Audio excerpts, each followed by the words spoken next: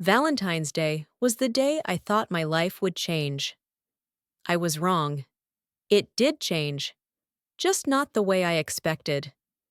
That morning, I wore my best suit, not because I had a date, but because I was supposed to receive a promotion. For 12 months, I had worked like someone who had no backup plan. Late nights, early mornings, weekends that didn't feel like weekends. I told myself it would be worth it. Because in our company, promotion meant stability. It meant a higher salary. It meant finally moving out of the apartment that smelled like old paint and regret. And this year, there were only two candidates, me and her. Her name was Emily. She joined the company 8 months ago, smart, confident, charming in a way that made people lean closer when she spoke. She laughed easily. She dressed perfectly. And she used to date me. That part, no one at work knew. We had ended things 2 years ago. Not dramatically, not loudly, just quietly. She said I was too focused on my career. I said she didn't understand ambition. Maybe we were both right. Maybe we were both selfish. When she joined my company, we pretended to be strangers. Professional, polite, cold. But I could feel something under the surface. Not love, not anymore. Competition. In meetings, she challenged my ideas. In presentations, she smiled at my mistakes. And I smiled back. Because I believed performance would win. Not personality, not connections. Performance. Then I started noticing small things. She had private meetings with our boss. Late in the evening. Doors closed. Lights on. At first, I ignored it. Managers mentor new employees. So that's normal. But these meetings happen too often, and always after 6 p.m. One night, I stayed late to finish a report. I walked past the conference room. The blinds were half closed. I saw shadows. Too close. Too comfortable. I told myself I was imagining it. Because suspicion is dangerous. It makes you see what you want to see. But then came the business trip. 3 days in Singapore.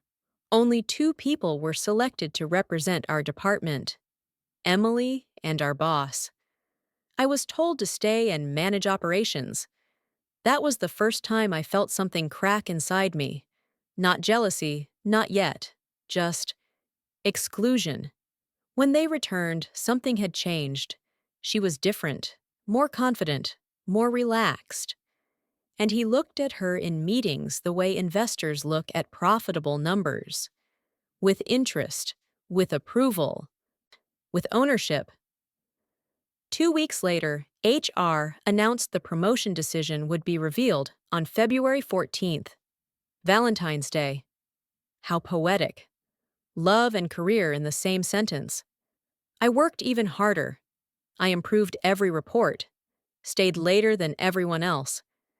Because I needed this promotion, not just for money, but to prove something, to myself, to her. On February 10th, I made a mistake.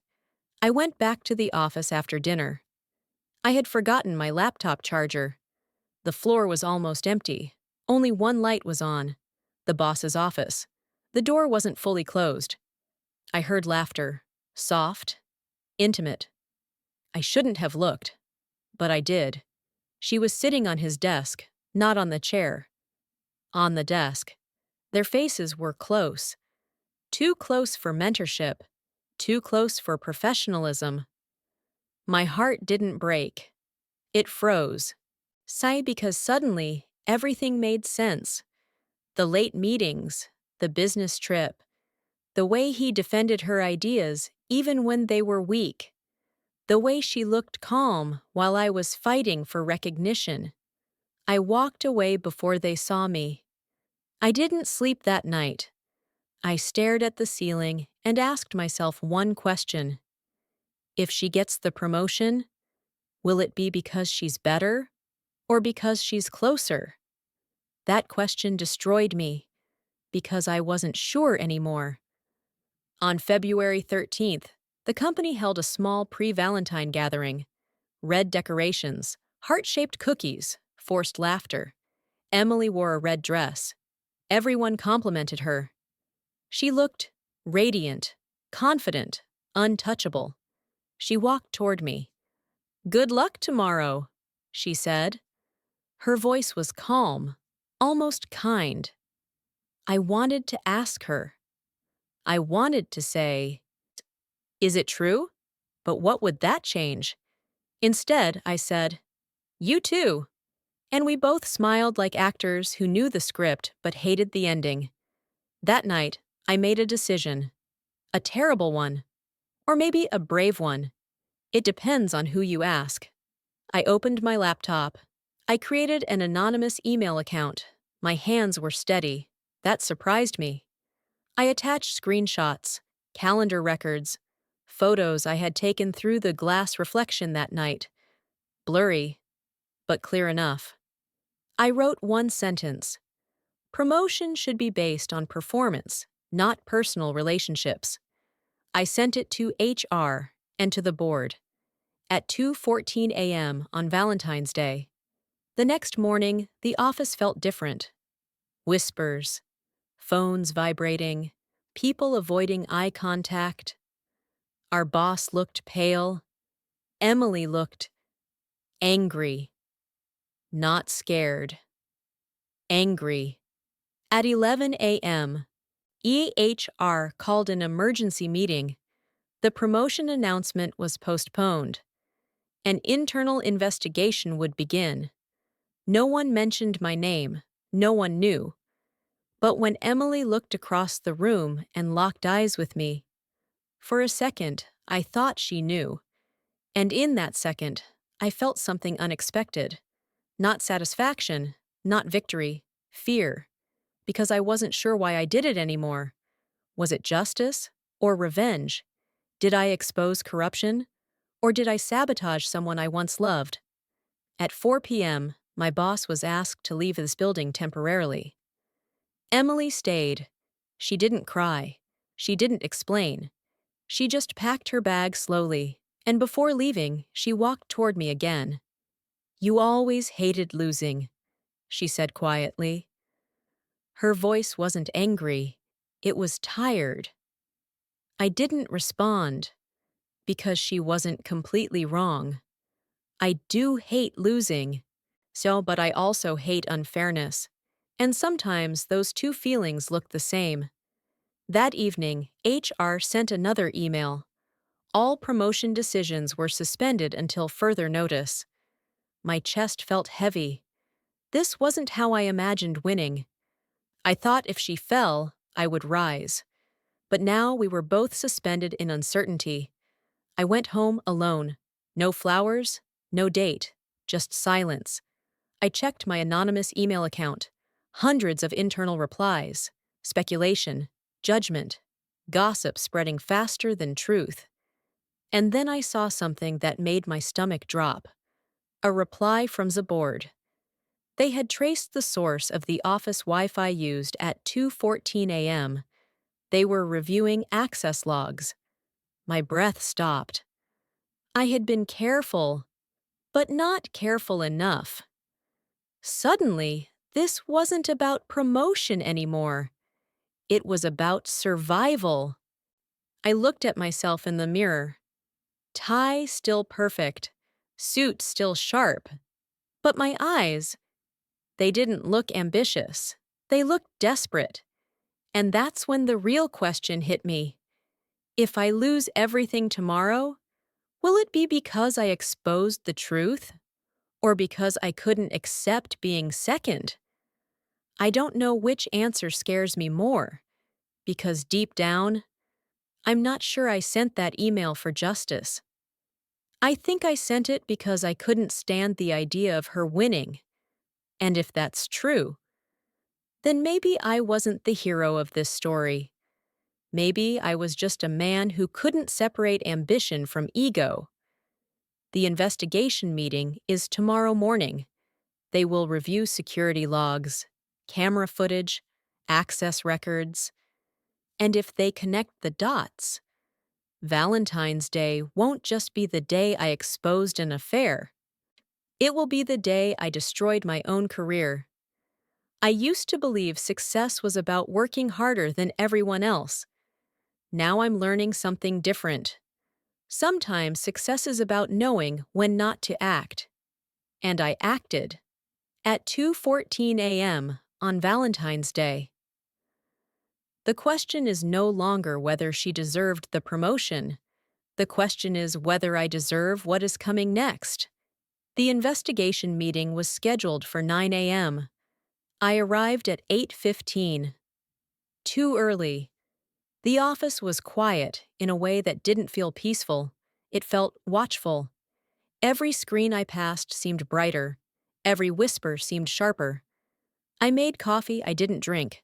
I opened emails I didn't read. At 8:42, I received a message from HR. Please come to meeting room B at 9 o'clock. No emojis, no explanation. Just a period at the end of the sentence. It felt heavier than it should. When I walked into the room, 3 people were already seated. HR director, IT manager, and someone from the board I had only seen during annual reviews. Emily was not there. My boss was not there. Just me. That was the first sign. They asked me to sit. They didn't accuse me. They didn't shout. They asked simple questions. Were you in the office after midnight on February 14th? Yes. I forgot my charger. Did you send any anonymous emails regarding the promotion process? No. That word came out too fast. Too clean. The IT manager looked at his laptop. We traced the Wi-Fi usage from 2:14 a.m. that night. My heartbeat started to count seconds. Only one device was connected in your section of the floor.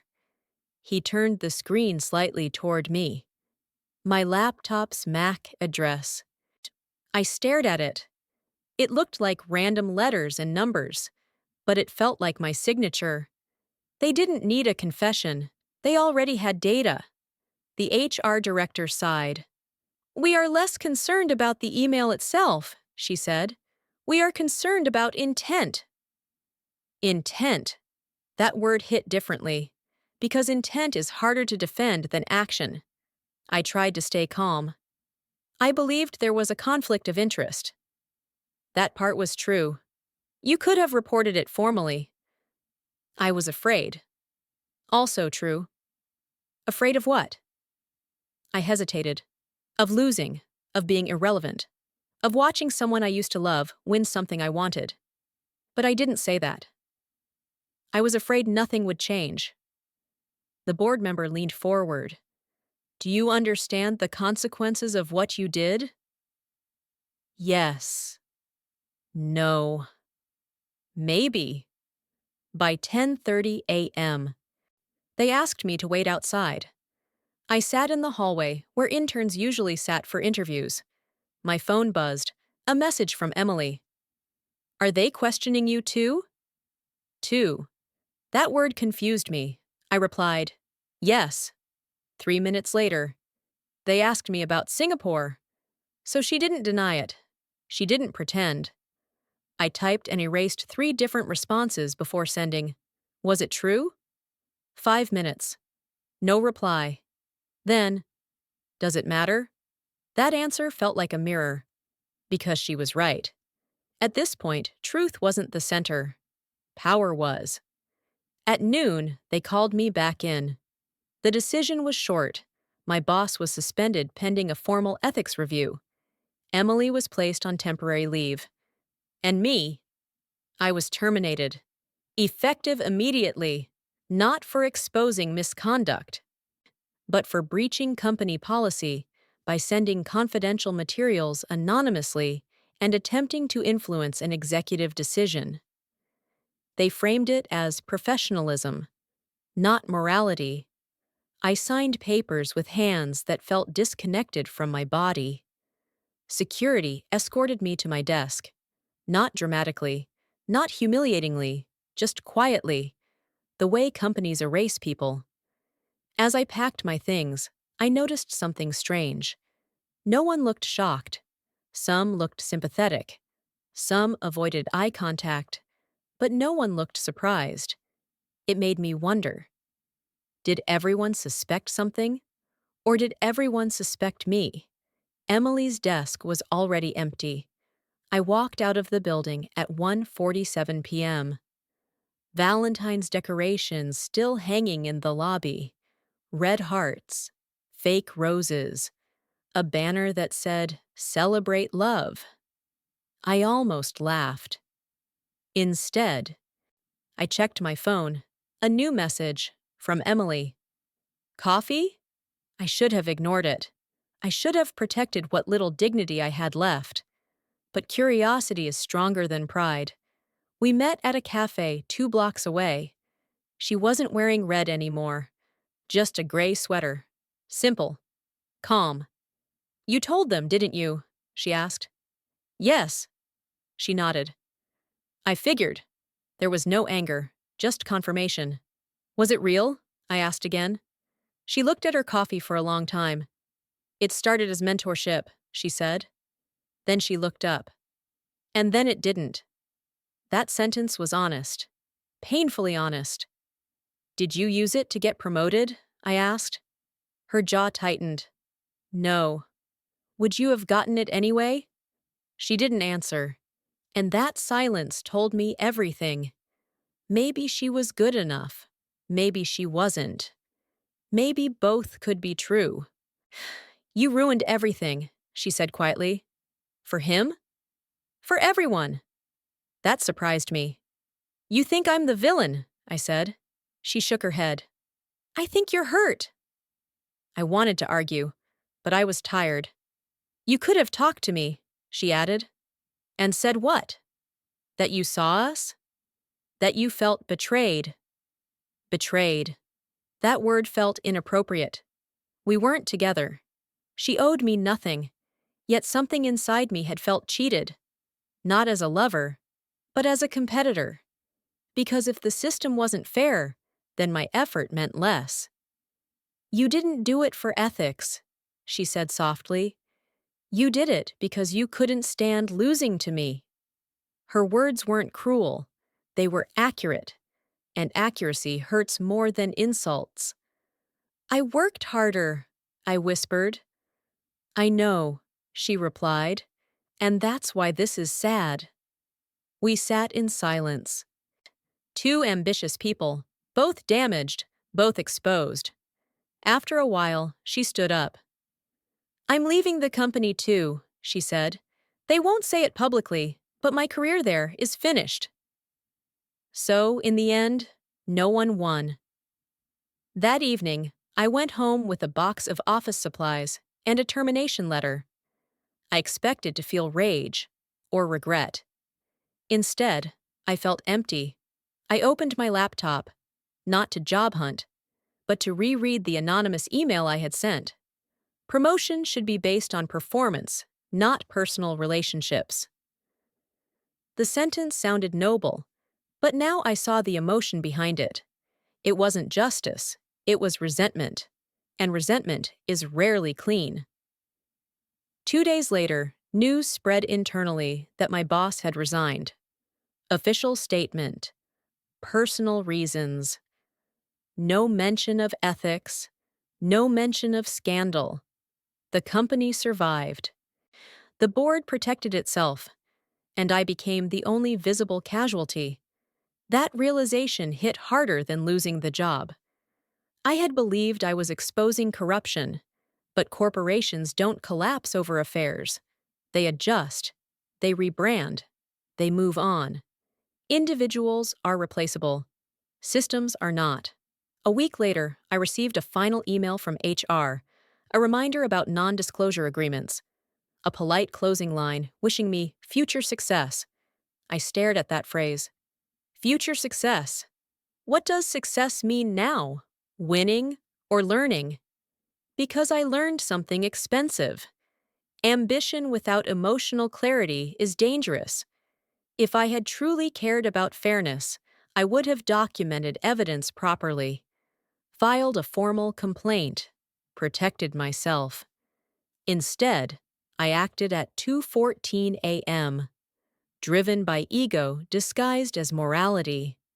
I blamed favoritism, but I never asked myself a harder question. If she had won fairly, would I have accepted it? I'm not sure.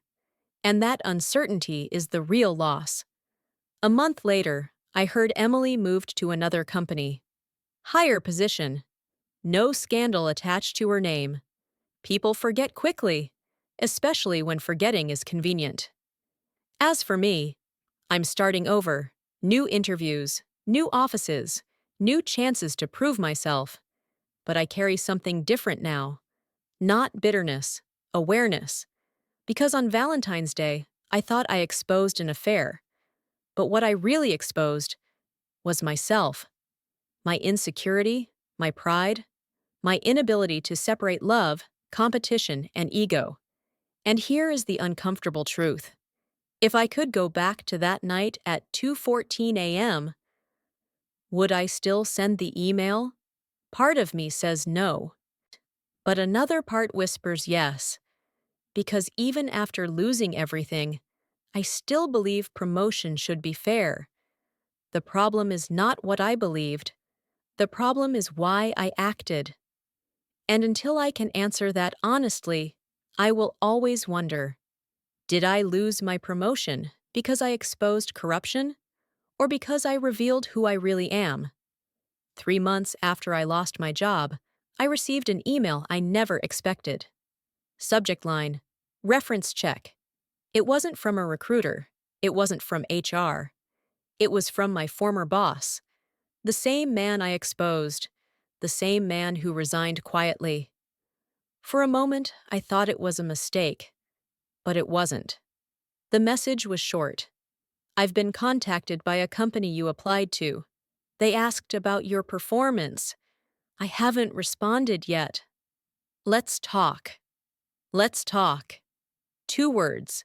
Heavy, complicated, dangerous. And I stared at the screen for a long time.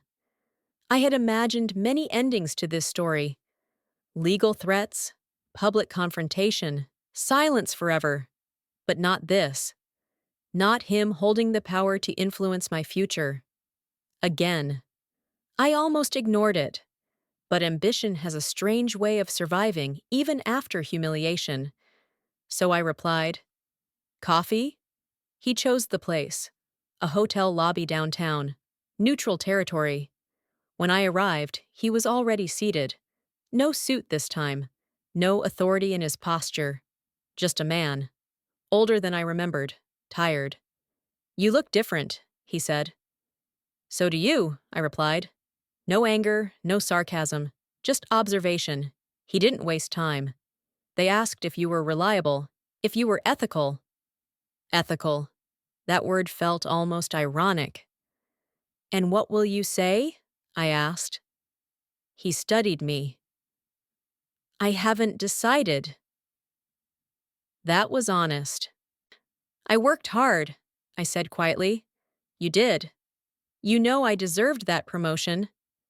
He didn't answer immediately. Instead, he leaned back. "Do you know why you didn't get it?" My chest tightened. "Because of her?" He shook his head slowly. "No." That surprised me. The board had already decided to split the role into 2 positions next quarter. You were going to lead the new strategy team. I blinked. What? The official promotion announcement was symbolic, but the restructuring was coming. You were on the list. The room felt suddenly smaller. Then why? Because you acted before you had all the information. His voice wasn't cruel. It was calm, measured, and that calmness hurt more than accusation. You think I was sleeping with her to manipulate the board? Weren't you? The question sat in my throat. He continued. Was the relationship inappropriate? Yes, I admit that, It was a mistake. A mistake. Such a simple word for something that destroyed 3 careers. But the promotion decision was based on performance metrics reviewed by 5 executives, not just me. I felt heat rise in my face. You expect me to believe that? He held my gaze. You saw what you wanted to see? Silence, because part of me knew that might be true. Yes, I crossed a line, he said, but your promotion was not dependent on my personal life. I replayed the months in my head, the late nights, the praise from other departments, the strategy proposal the CFO had complimented. Had I built a narrative too quickly? Had I connected dots that were never meant to connect? You should have come to me, he said. I couldn't trust you. He nodded slowly. And now? Now I couldn't trust myself. We sat there, 2 men who had both made impulsive decisions. Why did you really send that email? He asked, not accusing, curious. I thought about giving a professional answer. Ethics, fairness, corporate transparency. But something inside me was tired of pretending. I was afraid, I admitted. Afraid she would win. He didn't react. I wasn't afraid of losing to her because she was better, I continued. I was afraid of losing because I thought the game was unfair. He nodded. That fear cost you more than the promotion. Yes. It cost me certainty. It cost me identity. He looked down at his coffee. I'll tell them you were one of the hardest working employees I've managed. Relief tried to enter my chest, but it stopped halfway. And the ethical part? I asked. He looked at me carefully. I'll tell them you made a poor decision under emotional pressure. That was fair. Painful, but fair. Before we left, he said something unexpected. Do you know what damaged your reputation the most? The email? No. He paused. It was the timing. Timing. You sent it on Valentine's Day at 2:14 a.m. It looked personal, not procedural. He was right. If I had reported it during office hours, through official channels, without emotional language, the narrative would have been different. But I chose drama. I chose symbolism. And symbolism makes stories messy. A week later, I received a job offer. Not as high as my previous role, but respectable. During the final interview, the hiring manager asked me directly, "Why did you leave your last company?" I had prepared multiple versions of the answer, but when the moment came, I said, "I let emotion interfere with judgment." He raised an eyebrow. "Explain." So I did. Not the full scandal, but the truth about acting too quickly, about assuming motives, about confusing ego with ethics. When I finished, he leaned back and said something I didn't expect. Good. We don't hire people who pretend they've never made mistakes. That sentence stayed with me, because for months I had been trying to justify myself, to frame myself as either hero or victim. But maybe I was neither. Maybe I was simply human. On my first day at the new company, I arrived early again. Old habits. But this time, when I saw 2 colleagues talking closely in a conference room, I didn't build a story around it. I focused on my own work. Because I learned something uncomfortable. Ambition is powerful, but unchecked suspicion is destructive. And sometimes, the difference between integrity and insecurity is self-awareness. Months later, I heard through LinkedIn that Emily was thriving in her new role. No public scandal, no damaged brand, just a clean profile update. For a second, I felt the old competition rise again. Then it faded, because I realized something simple. Her success is not my loss, unless I choose to see it that way. On Valentine's Day this year, I didn't think about promotions. I thought about that moment at 2:14 a.m. The quiet, the glow of my screen, the feeling of righteousness mixed with resentment. If I could speak to that version of myself, I would say, pause, sleep on it. So ask questions before sending emails, because sometimes the most professional decision is restraint, and sometimes losing a promotion is not the real loss. Losing clarity is. I used to define success as winning. Now I define it differently. Success is being able to compete without hatred, to question without assuming, to act without ego disguised as justice. On Valentine's Day, I exposed my boss's affair. But what I truly exposed was my own insecurity. And losing the promotion was not the worst consequence. The worst consequence was realizing that I might have won fairly if I had just waited. This story isn't about corruption anymore. It's about timing, emotion, and the dangerous confidence we feel when we believe we are right. Because being right is not enough. How you act on it defines who you become. And that lesson cost me a career. But maybe it saved something more important. My ability to grow. I thought the story ended when I got a new job. I was wrong. It followed me. Quietly, professionally.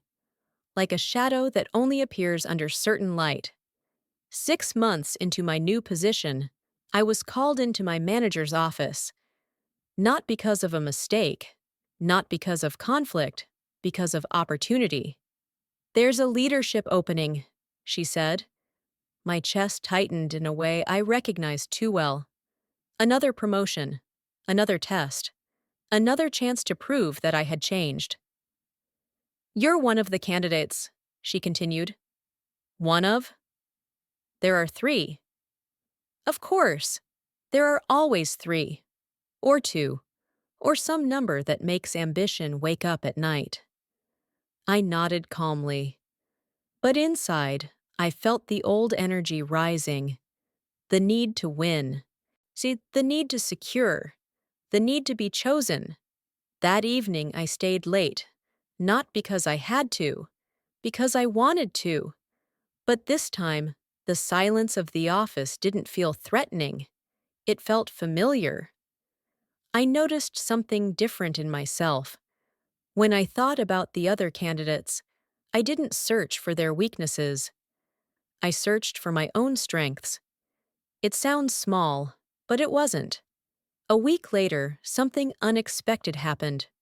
One of the candidates, Daniel, asked if we could grab lunch. I agreed. He was calm, friendly, confident in a way that didn't feel aggressive. "I know we're both up for the same role," he said directly. "Yes." "I don't want this to turn into politics."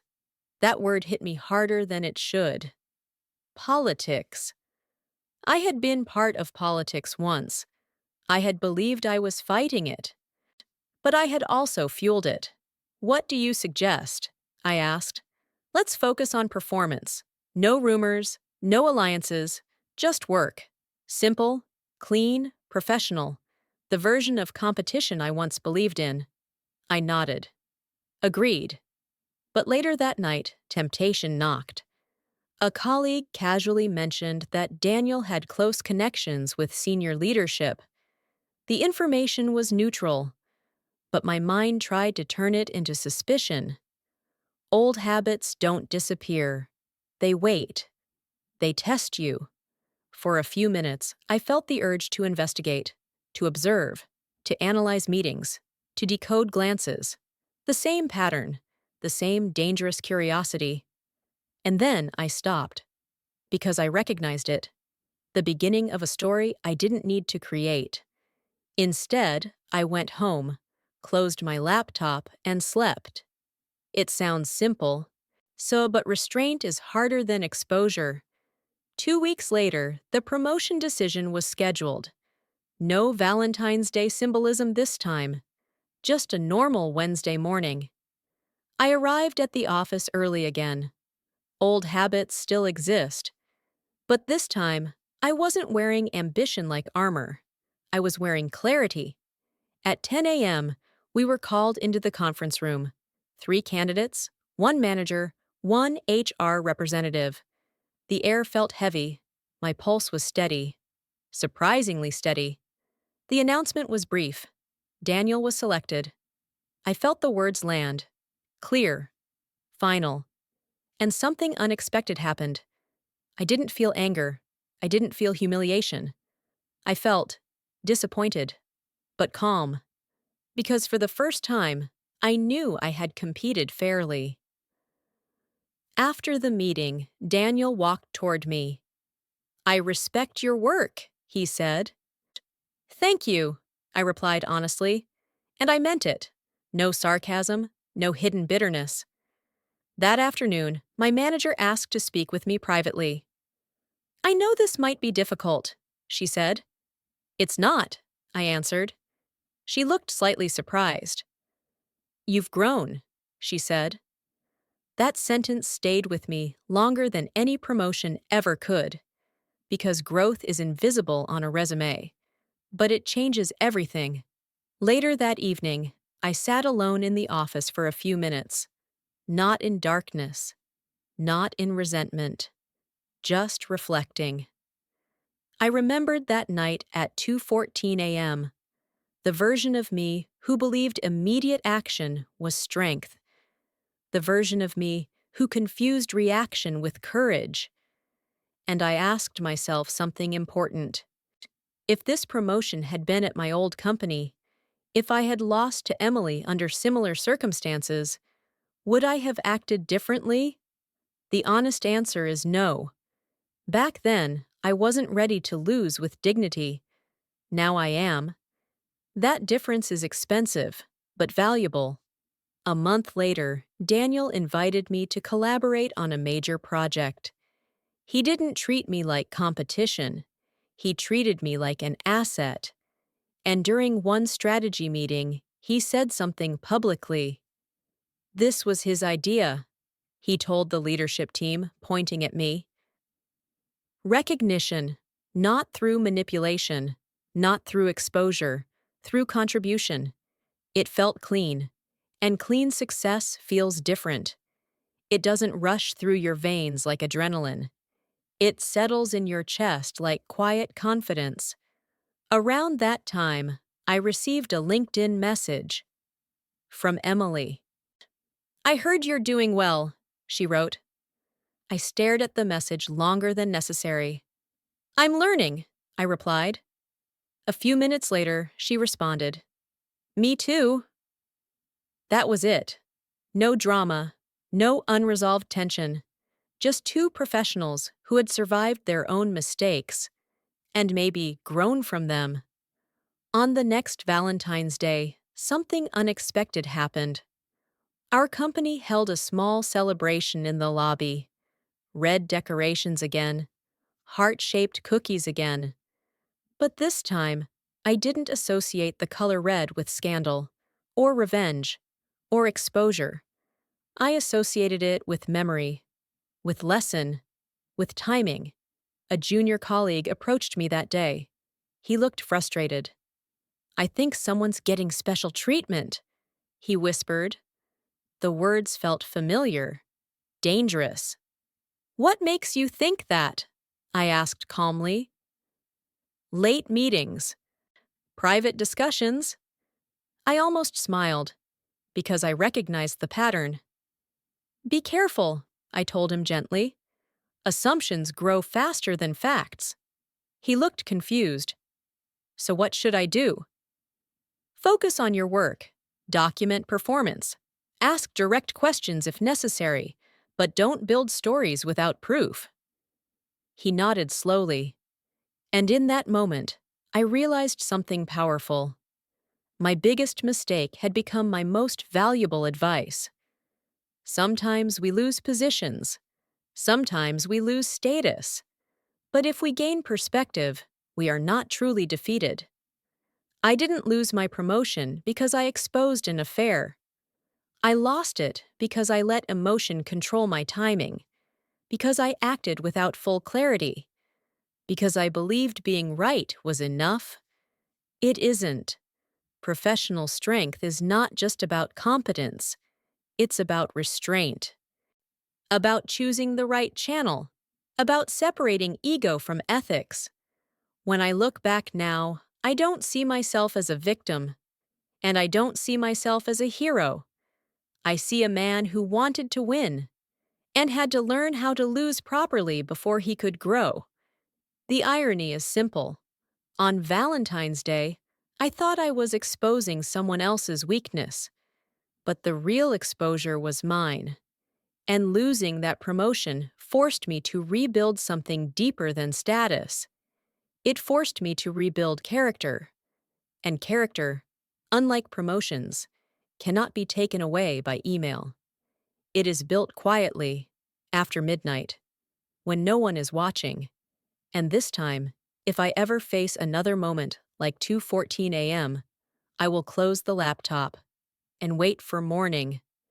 The last thing I expected was a thank you, not from the company, not from leadership, from him. It happened almost a year after Valentine's Day. I was at a leadership conference. Ironic, considering I wasn't in leadership. Our company had sent me as part of a cross-functional strategy team. My performance over the past year had been steady, clean, professional. No drama, no whispers, just results. During a coffee break, I heard a familiar voice behind me. "I wasn't sure you'd come." I turned. It was him, my former boss, the man whose affair I exposed. For a second, I felt something primitive, a flash of the old adrenaline. The night, the screenshots, the email, the fallout. But it passed quickly. He looked different, not defeated, just human. Older, maybe, less polished. He had left the company 6 months after the scandal, officially for new opportunities. Unofficially, everyone knew. We stood there in the middle of a crowded hotel lobby, holding paper cups like props in a scene neither of us had rehearsed. "I didn't expect to see you," I said. "I know." Silence stretched between us. Not hostile, just heavy with shared history. "I owe you something," he said finally. That wasn't what I expected. "I doubt that," I replied calmly. He gave a small, tired smile. "You think you destroyed my career." I didn't respond, because at one point I had wanted to, and that truth was uncomfortable. "But you didn't," he continued. "You forced me to look at it." He didn't elaborate immediately, and I didn't rush him. For once in my life, I wasn't in a hurry to control the narrative. "I was careless," he said, "not just personally, professionally." I blurred lines because I thought I could manage perception. He paused. "I underestimated how fragile reputation is."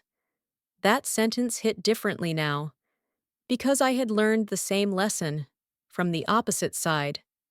"You also underestimated how ambitious I was," I said quietly. He nodded. "Yes." There it was. No denial, no justification, just acknowledgement. And in that moment, something shifted inside me. For months, I had replayed Valentine's Day in my mind as a moral event. Right versus wrong, truth versus deception, courage versus corruption. But standing there, face to face, the story felt less dramatic, more complicated, more human. "I didn't expose you because of ethics alone," I admitted. The words surprised even me. "I know," he said. "I did it because I believed it was the only way to protect my future." He studied me carefully. "And did it?" That question lingered in the air like a challenge. Did it? For a long time, I would have said no. I lost the promotion. I lost internal alliances. I lost the illusion of being strategically invincible. But I gained something else. Control, Perspective, restraint. It protected a version of my future, I answered honestly. Just not the one I imagined. He smiled faintly. That's usually how it works. We stood there a moment longer. Two men who had once been locked in silent warfare, now discussing consequences like colleagues instead of enemies. I'm consulting now, he said. Smaller firms. Governance advisory. I almost laughed at the irony. You? I said. Yes, he replied. Turns out. People pay well for someone who has learned the hard way. There was no bitterness in his tone, just realism. And you? He asked. I'm still building, I said. Slower this time. Good. He looked relieved. Speed ruins judgment. That sentence would have irritated me a year ago. Now it sounded like experience. Before we parted, he said something I didn't expect. I never blamed you. I raised an eyebrow slightly. You should have handled it differently, he added. But I never blamed you. That distinction mattered. Because he was right. I could have handled it differently. I could have reported it privately first. I could have confronted him directly. I could have separated emotion from strategy. But I didn't. And that truth no longer felt defensive. It felt instructive. As he walked away, I didn't feel victory. I didn't feel regret. I felt closure, real closure, not the dramatic kind you imagine in movies, the quiet kind that arrives when both sides accept their own flaws. On my flight home that evening, I stared out the window at the city lights below. A year ago, I believed power came from exposure, from forcing truth into the open. Now I understand something deeper. Power is not just about revealing, it's about choosing when and how to act. If I could go back to 2:14 a.m. on Valentine's Day, would I do it again?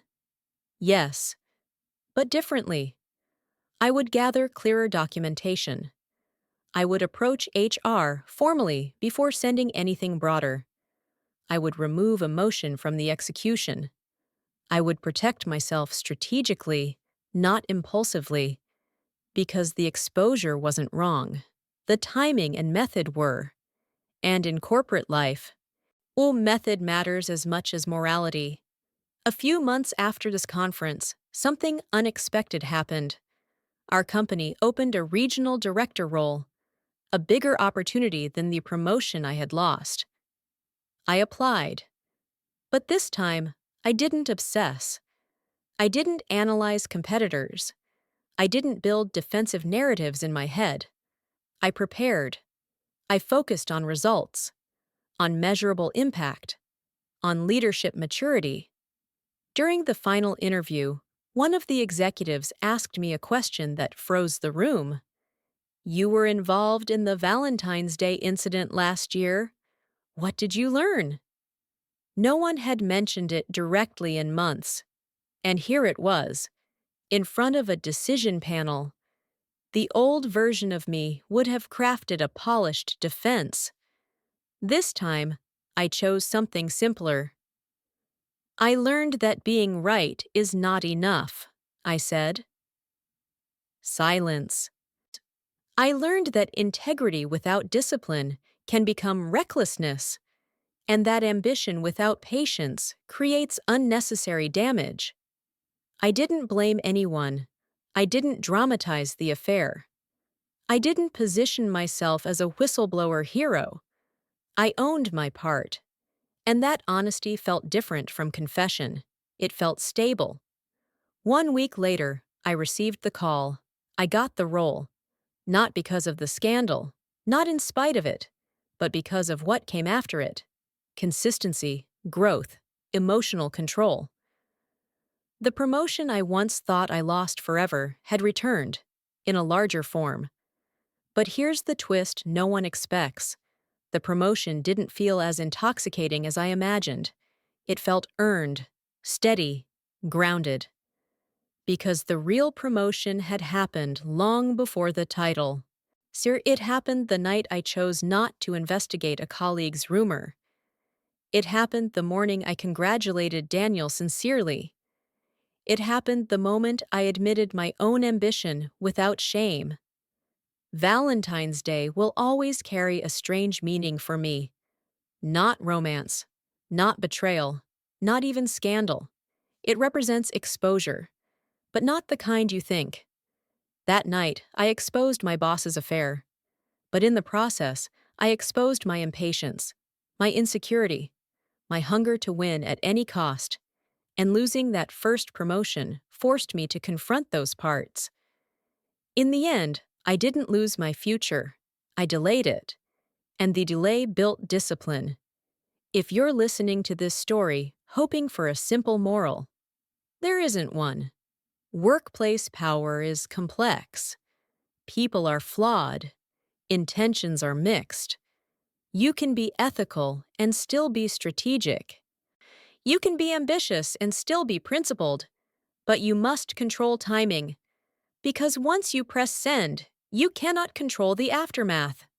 At 2:14 a.m. on Valentine's Day, I believed I was changing someone else's life. I was. But I was also reshaping my own. And the man I am now would not send that email in anger. He would send it in clarity. That difference is everything, because careers are not destroyed by single actions. They are shaped by how we grow after them. And growth is slower than revenge, but far more powerful.